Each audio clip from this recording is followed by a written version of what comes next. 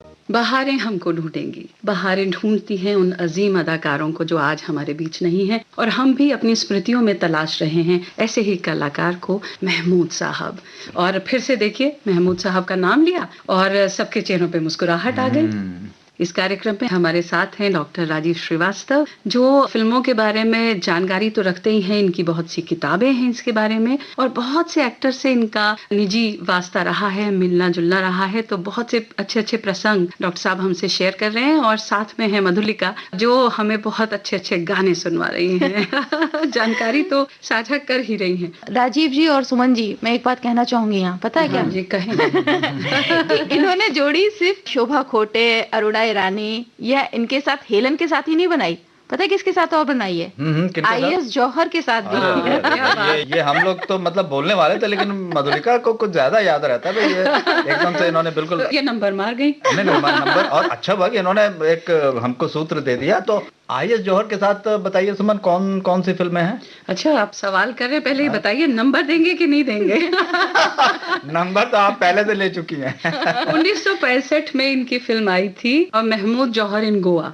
जौहर महमूद इन गोवा। जौहर महमूद इन गोवा। तो आप हमारा टेस्ट ले रही हैं क्या?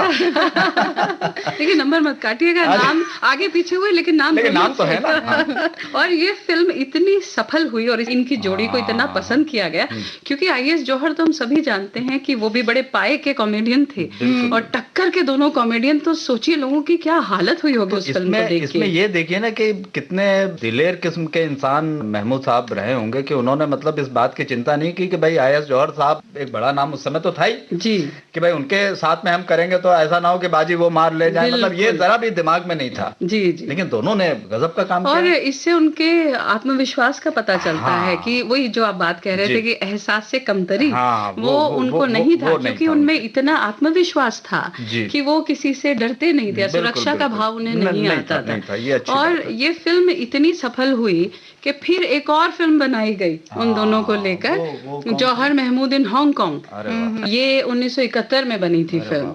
क्या बात है। तो इतनी सारी बातें कर ली, तो ये जो फिल्म है ना जौहर महमूद इन गोवा, जो कि 1965 में आई थी, इसी फिल्म का एक गाना सुन लेते हैं। हाँ बिल्कुल सुनता है, बिल्कुल सुनता है।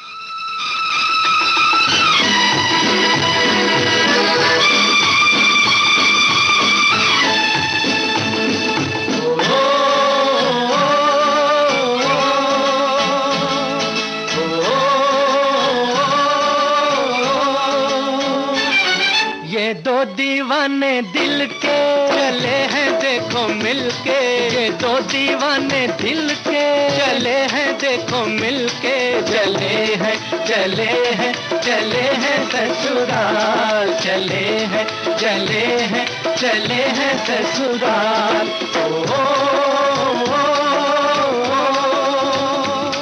ये दो दीवाने दिल के चले हैं देखो मिलके, चले हैं चले हैं चले हैं ससुराल, चले हैं चले हैं चले हैं ससुराल।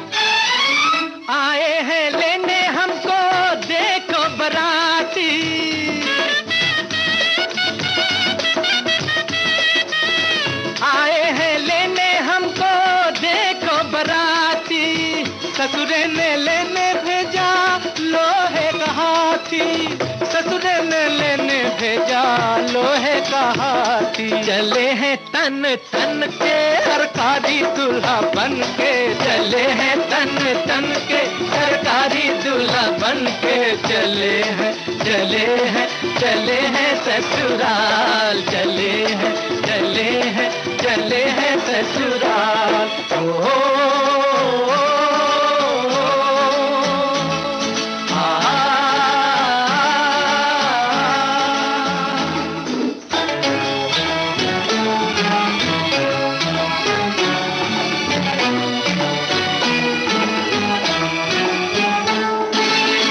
ससुरे का प्यार देखो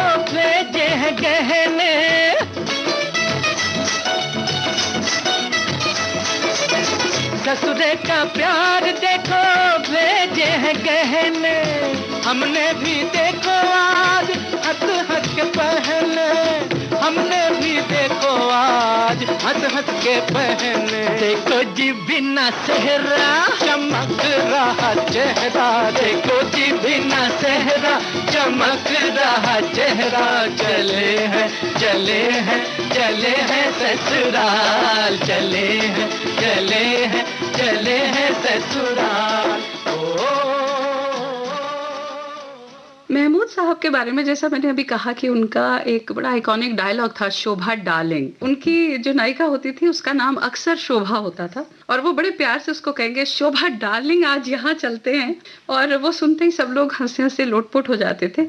और महमूद साहब भी महेश नाम रखना पसंद करते थे, तो उनका अक्सर फिल्मों में नाम महेश हुआ करता था। जैसे शुरुआत हुई थी छोटी बहन फिल्म से, 1959 की ये फिल्म थी और इसमें इनको फिल्म फेयर अवार्ड के लिए नॉमिनेशन भी मिला था, बेस्ट सपोर्टिंग एक्टर के लिए, कॉमेडियन के लिए नहीं, सपोर्टिंग एक्टर के लिए। और यहाँ से जो ये महेश बने तो ये सिलसिला चलता रहा, ये ससुराल फिल्म में रहे, महेश बन के हमारे सामने आए जिद्दी 1964 की बहुत ही बेहतरीन फिल्म थी, उसमें ये महेश बनकर हमारे सामने आए। लव इन टोक्यो जिसमें इनके साथ शुभा खोटे थी, 1966 की ये फिल्म थी और इसमें भी इन्होंने अपना नाम महेश रखना पसंद किया। तो अक्सर इनकी फिल्मों में ये तो ये कुछ ओरिजिन भी आपको पता होगा, जब इतना कुछ आप बता रही हैं तो ये मधुलिका मुस्कुरा रही है तो पता लग रहा है कि मधुलिका इसके बारे में कुछ जानती है। हाँ सही समझा सुमन, मैंने कहीं पढ़ा था कि महेश नाम के लिए ये जो कहा गया, महेश नाम इनको रखना है, इसके बारे में अशोक कुमार ने इनसे कहा।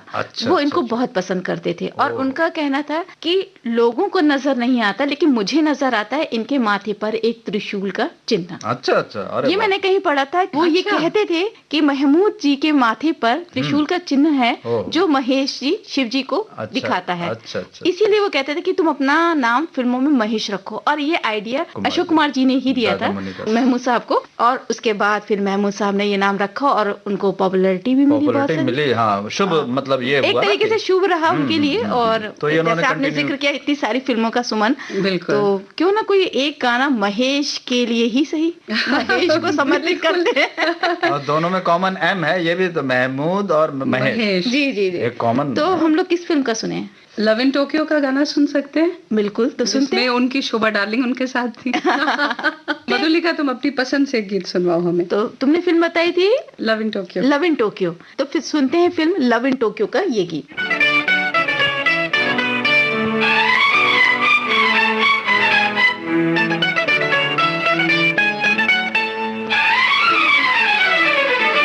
मैं तेरे प्यार का बीमार हूँ, क्या अर्ज करूँ। मैं तेरे प्यार का बीमार हूँ, क्या अर्ज करूँ। तेरा आशिक हूँ, गुनहगार हूँ, क्या अर्ज करूँ। मैं तेरे प्यार का बीमार हूँ, क्या अर्ज करूँ।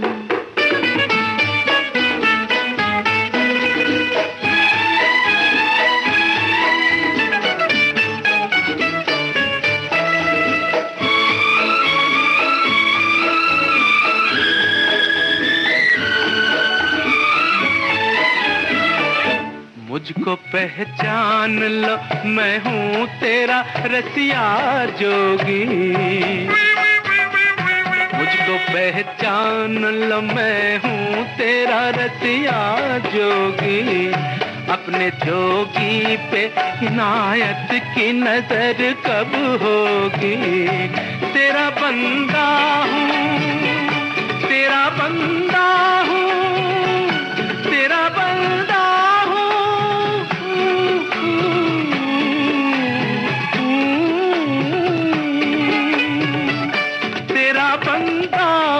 खतावार हूँ, क्या अर्ज करूँ। मैं तेरे प्यार का बीमार हूँ, क्या अर्ज करूँ।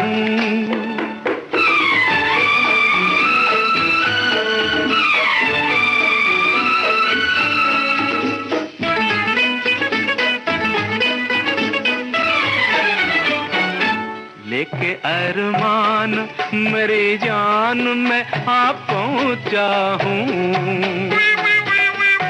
लेके अरमान मेरी जान मैं आ पहुंचा हूँ। तेरी खातिर तो मैं जापान भी आ पहुंचा हूँ। तेरा मितवा हूँ, तेरा मितवा हूँ, तेरा मितवा हूँ,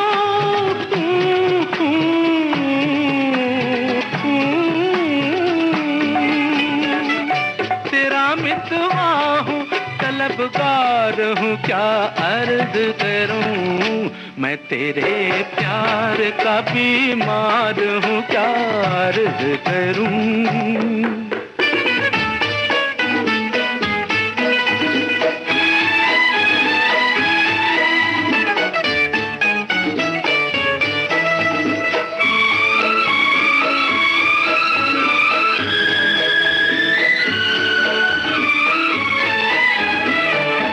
बिन तेरे दिल मेरा डूबा ही चला जाता है, बिन तेरे दिल मेरा डूबा ही चला जाता है।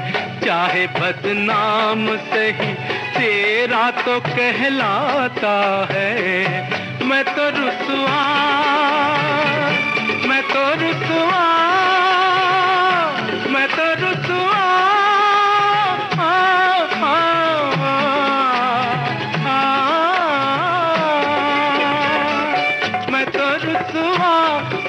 बाजार हूँ, क्या अर्ज करूँ। मैं तेरे प्यार का बीमार हूँ, क्या अर्ज करूँ। तेरा आशिक हूँ, गुनहगार हूँ, क्या अर्ज करूँ। मैं तेरे प्यार का बीमार हूँ, क्या अर्ज करूँ।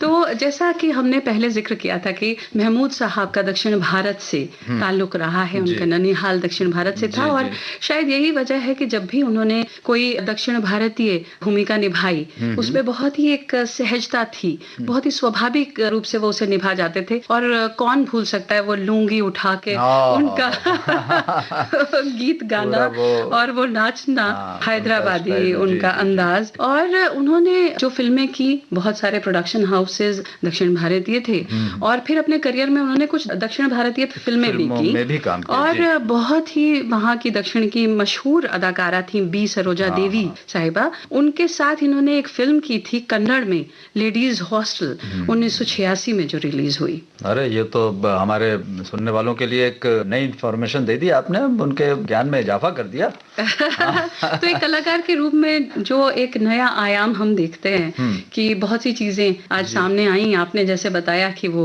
जर्नलिस्ट भी हुए, कि उन्होंने बहुत से कलाकारों से साक्षात्कार किया, तो इस तरह से उन्होंने दक्षिण भारतीय भाषा की कुछ एक फिल्मों में भी काम किया।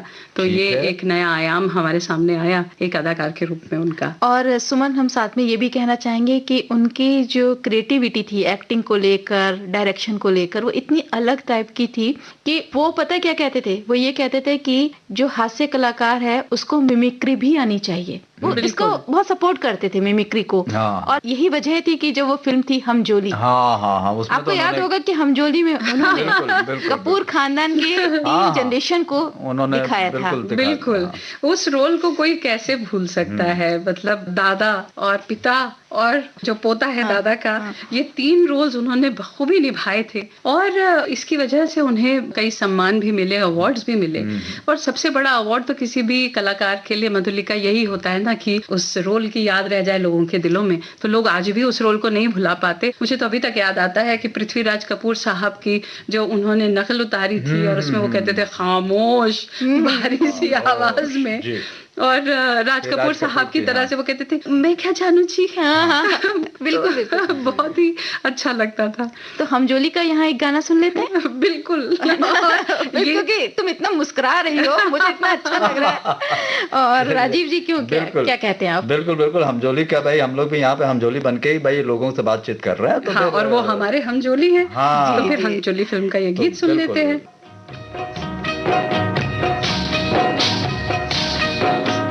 ये कैसा आया ज़माना, ये कैसा आया ज़माना, ये कैसा आया ज़माना, ये कैसा।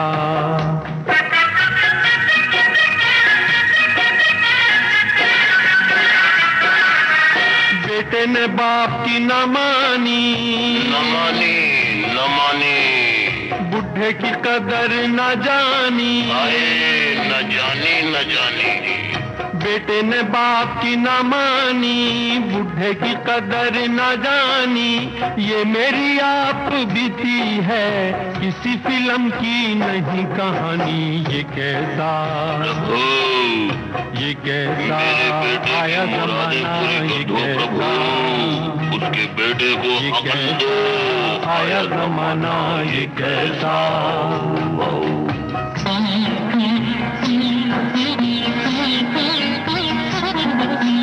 कैसी है उल्टी खोपड़ी देखो, जैसे ही मिली नौकरी देखो।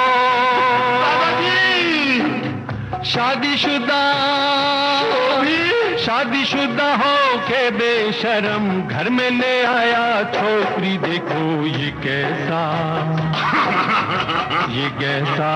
आया ज़माना, ये कैसा।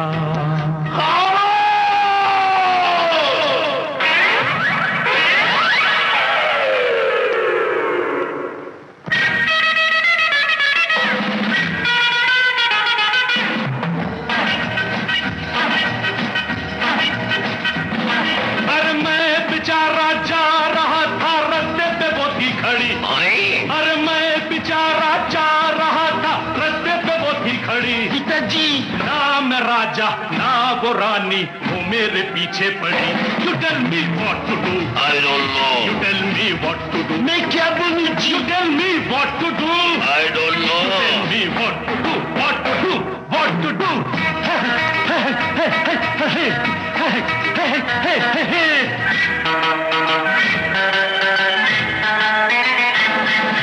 चाँद पे दुनिया पहुंची है, तुम अभी तक हो नीचे। सुबह सवेरे जाग के पड़ गए मेरे पीछे। चाँद पे दुनिया पहुंची है, तुम अभी तक हो नीचे। सुबह सवेरे जाग के पड़ गए मेरे पीछे। आप करो इंसाफ करो, मुश्किल बड़ी आ पड़ी। अरे ना मैं राजा ना वो रानी, वो मेरे पीछे पड़ी। You I don't know. You मैं क्या बोलूं जी? You tell me. I don't know. You tell me. मैं क्या बोलूं जी? ओ बाप, अल्लाह, ओ दादाजी, ओ मेरी बात तो सुनो। बेटी, ओ बाप, पिताजी मेरी बात तो सुनिए। मेरी बात तो सुनो। बेटी मेरी बात तो सुनो। ओ बाप, पिताजी मेरी बात तो सुनिए।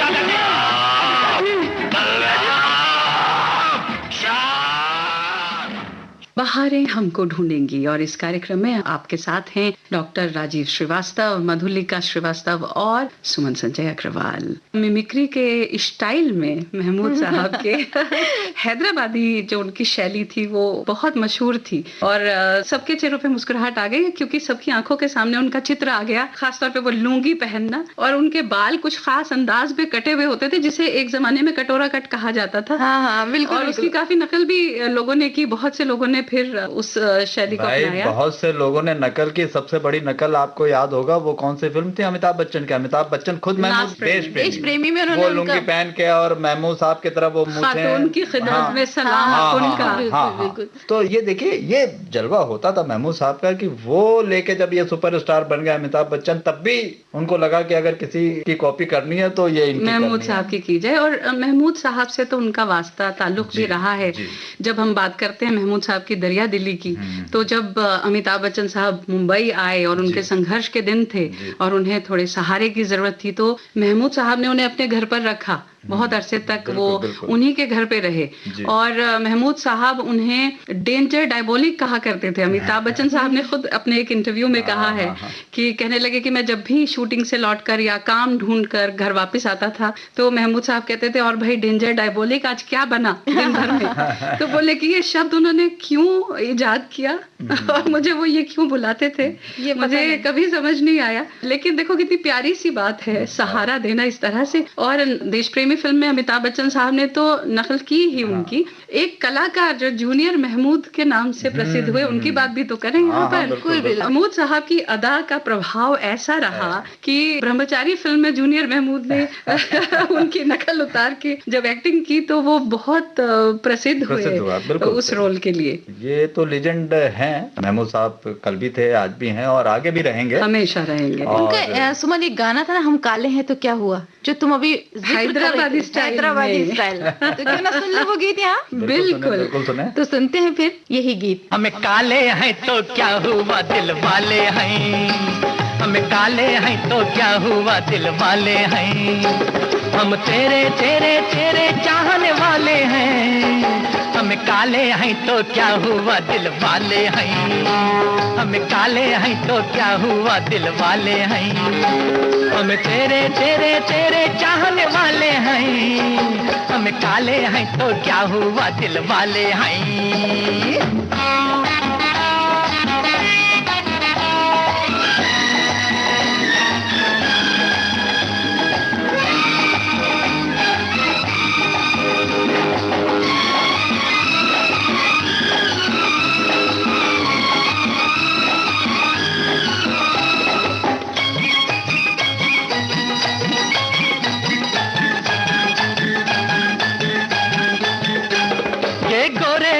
तंदाना ये रेशमी बाला तंदाना, ये 16 साला तंदाना, है तेरे ख्याला तंदाना। ये गोरे गाला तंदाना, ये रेशमी बाला तंदाना, ये 16 साला तंदाना, है तेरे ख्याला तंदाना। हम तेरे तेरे तेरे चाहने वाले हैं। हम काले हैं तो क्या हुआ दिल वाले हैं, हम काले हैं तो क्या हुआ दिल वाले हैं। हम तेरे तेरे तेरे चाहने वाले हैं। हम काले हैं तो क्या हुआ दिल वाले हैं।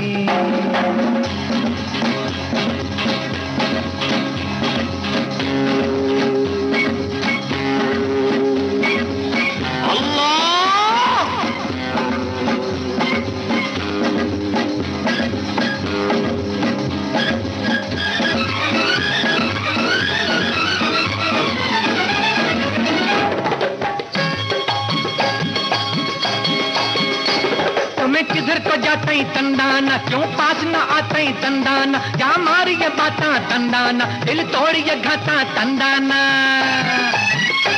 तो मैं किधर को जाता ही तंदाना, क्यों पास न आता ही तंदाना, क्या मारी ये बाता तंदाना, दिल तोड़ ये घाता तंदाना। हम तेरे तेरे तेरे चाहने वाले हैं। हम काले हैं तो क्या हुआ दिल वाले हैं। हम काले हैं तो क्या हुआ दिल वाले हैं। हम तेरे तेरे तेरे चाहने वाले हैं। हम काले हैं तो क्या हुआ दिल वाले हैं। ताली तक झुम तक ताली तक झुम तक दलाम तक जग तक ताली के नक तक नक तक झुम तक नक नक झुम तक नक नक झुम तक नक नक झम धरिता जग धरिता जन जाने को धरी दागु धरी के ताली झम धरिता जग धरिता जन जाने को धरी दागु धरी के झम धरी जग धरी जग नक तक तजन तजन तजन तज झम धरी जग धरी जन जाने को तजन तजम तजन तक तग दंग गुदम कर दग गुदम तग दग गुदम। आँखा नारंगी की पाका पाता चूता रंगी, चाला जैसे मस्त शराबी हालत रंग बिरंगी है क्या।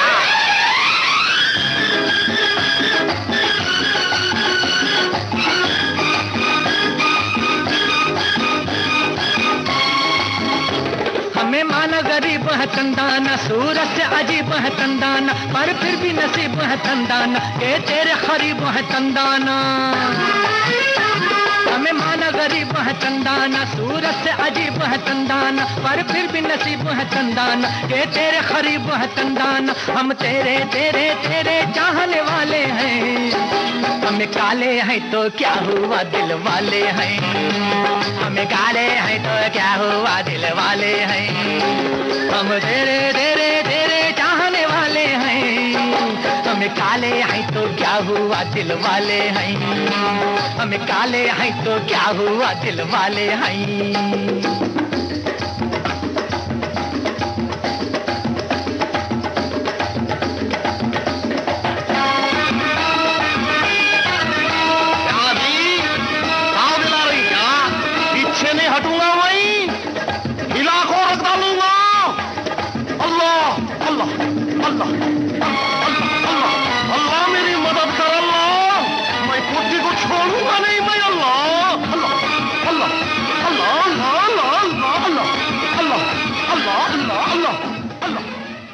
बहारें हमको ढूंढेंगी। और मैंने जैसे ही कहा, मधुलिका तुम ऐसे अंदाज से मेरी तरफ देख रही हो कि मेरा जी चाह रहा है कि तुम्हें कहूँ तेरी निगाहों पे मरमर गई।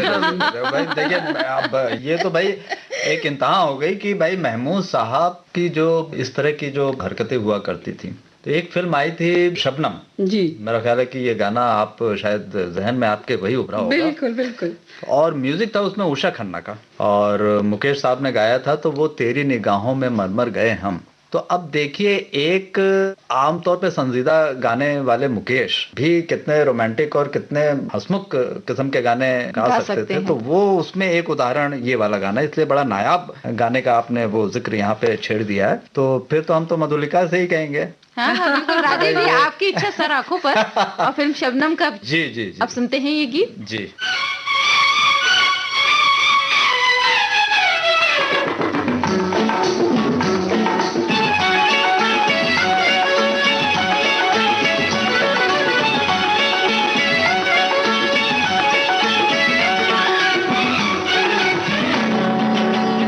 तेरी निगाहों पे मरमर गए हम, बाकी अदाओं पे मरमर गए हम।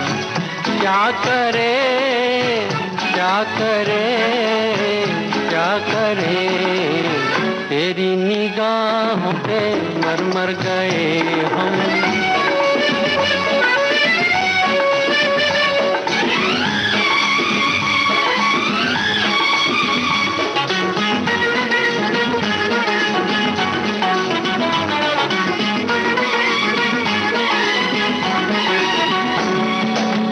जुल्फों में लेके काली रात चले, सारा जमाना लिए साथ चले।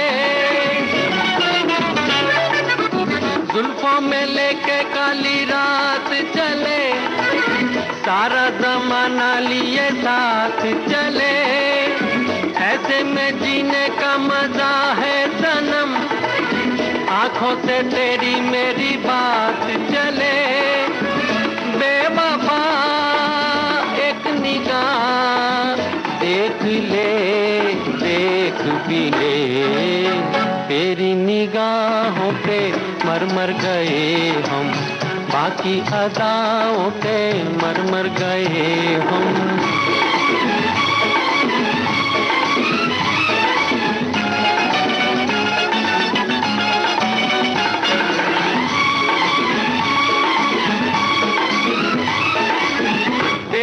अदा का तो जवाब नहीं, मेरी वफा का भी हिसाब नहीं। तेरी अदा का तो जवाब नहीं, मेरी वफा का भी हिसाब नहीं। सूरत तुम्हारी बड़ी खूब सही, दिल तो हमारा भी खराब नहीं। बेवफा एक निगाह देख ले, देख भी ले, तेरी निगाहों पे मरमर गए हम, बाकी अदाओं पे मरमर गए हम।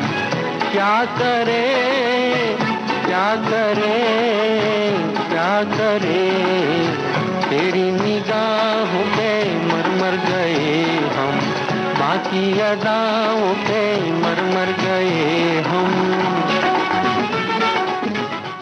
बहारें हमको ढूंढेंगी इस कार्यक्रम में आज हम बातें कर रहे हैं महमूद साहब के बारे में। और उनके बारे में एक खास बात ये भी थी कि वो हिंदुस्तान और अमेरिका के बीच आते जाते रहते थे, लेकिन सब लोग जानते हैं कि उन्हें बेंगलुरु में रहना बहुत अच्छा लगता था। और वहाँ पे उनका एक फार्म हाउस अली फार्म्स के नाम से था, जहाँ पर वो अपनी फिल्मों की शूटिंग किया करते थे। तो ये भी एक बहुत अच्छी सी जानकारी है कि महमूद साहब जो फिल्में बनाते थे, प्रोडक्शन करते थे, वाह वाह प्रोडक्शन उनकी थी।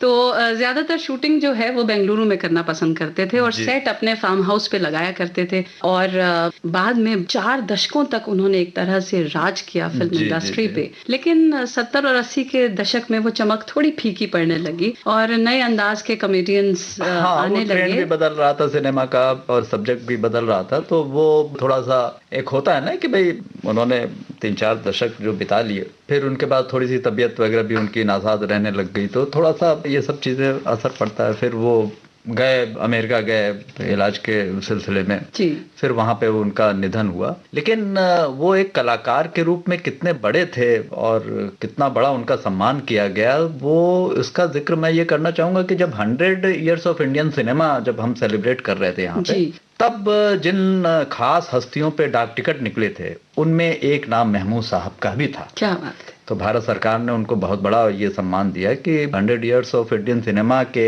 मौके पे जो डाक टिकट निकला वो महमूद साहब के ऊपर भी निकला। और ये हमारी तरफ से, हमारे भारत सरकार की तरफ से और उनके प्रेमियों की तरफ से एक बहुत बड़ा सम्मान था जो उन्होंने इस देश को दिया। पूरे विश्व में जो भारत का नाम हुआ उसमें एक जो फैक्टर है वो महमूद साहब का है। और जिंदगी उन्होंने जिंदा दिली से जी और एक गीत में भी उन्होंने इस बात को बिल्कुल जैसे कहते हैं ना, बिल्कुल समझ गई अंदाज में।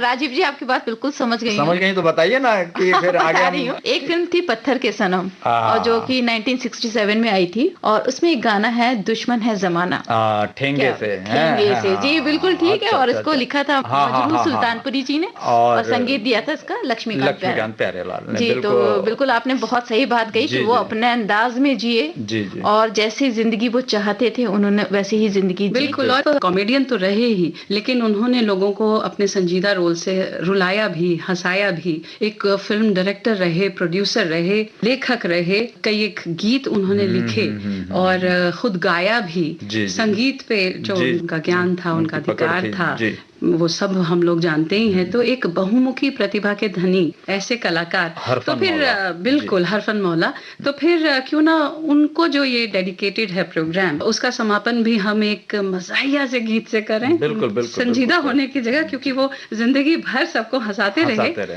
तो फिर एक हंसता हंसाता सा गीत यही वाला ठेंगे से बिल्कुल। तो इसी गीत के साथ हम अपने इस कार्यक्रम भारे हमको ढूंढेंगी इस कार्यक्रम से लेते हैं विदा। राजीव जी आपका बहुत बहुत धन्यवाद, आपने इतनी सारी बातें बताई, उनसे जो मिले चीजें थी वो बताई, उनसे बातचीत हुई। और सुमन संजय अग्रवाल, भाई तुम तो क्या बताएं, तुमने तो हमें मुस्कुराने के लिए मजबूर कर दिया था। भाई मधुलिका, महमूद साहब की बात हो तो मुस्कुराए बगैर रहा भी नहीं जाता। लेकिन मधुलिका, खास तौर पे मैं धन्यवाद करूंगी तुम्हें इतने प्यारे प्यारे गीत सुनाने के लिए। और आप दोनों का धन्यवाद मैं करता हूँ, क्योंकि आप लोगों के साथ में ये जो सफर है ना हमारे महमूद साहब के साथ का, वो इतने बढ़िया से हंसते हंसाते गुजर गया कि ये लगा ही नहीं कि महमूद साहब हमारे बीच अब नहीं रहे। वो भी हमारे सामने यहाँ पे हैं और उनकी भी रूह है, वो कहीं से इस सब चीजों को, हमारी बातों को सुन रही है। और इसी का नतीजा है कि हम देखिए कितना अच्छा ये प्रोग्राम। चलिए तो फिर मिलकर कहें ठेंगे से और कार्यक्रम से लेते हैं विदा और कहते हैं नमस्कार। ओ ठगत राम की बहना, तू बन जा मेरी मैना, अब राज लुटे या ताज लुटे, जब लागे तो से नैना। रामा दुश्मन है जमाना ठेंगे से, दुश्मन है जमाना ठेंगे से, तेरे दर पे जाने आऊंगा, तुझे बना के रानी लाऊंगा, पर लुट जाए खजाना ठेंगे से, लुट जाए खजाना ठेंगे से, दुश्मन है जमाना ठेंगे से।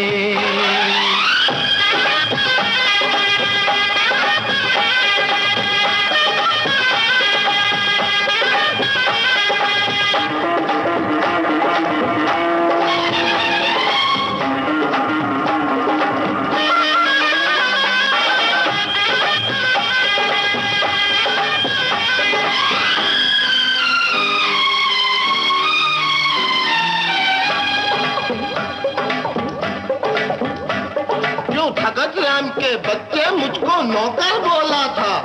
अब बोल तुझे एक हंटर दूं या मारूं 2 लाफा। रोए जो तेरा भाई ओ मेरी मैना रोने भी दे, मुझसे हो गई बागी मेरी ही सेना होने भी दे।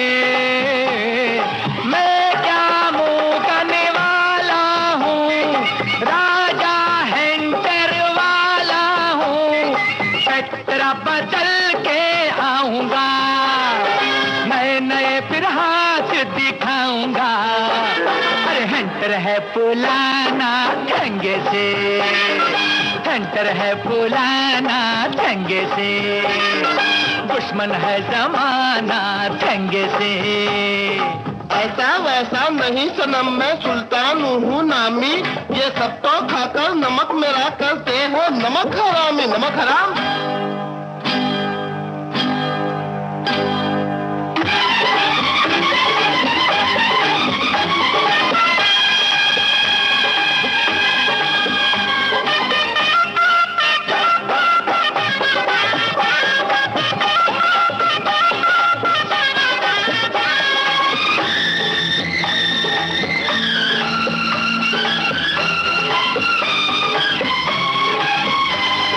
हमसे हारेगी दुनिया, होगी न अपनी हार सनम।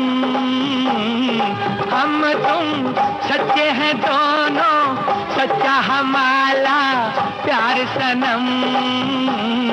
तेरा दिल और मेरा दिल एक हो जाएंगे हिलमिल, ऐसा तुझ में खो जाऊंगा, तेरी शक्ल का मैं हो जाऊंगा।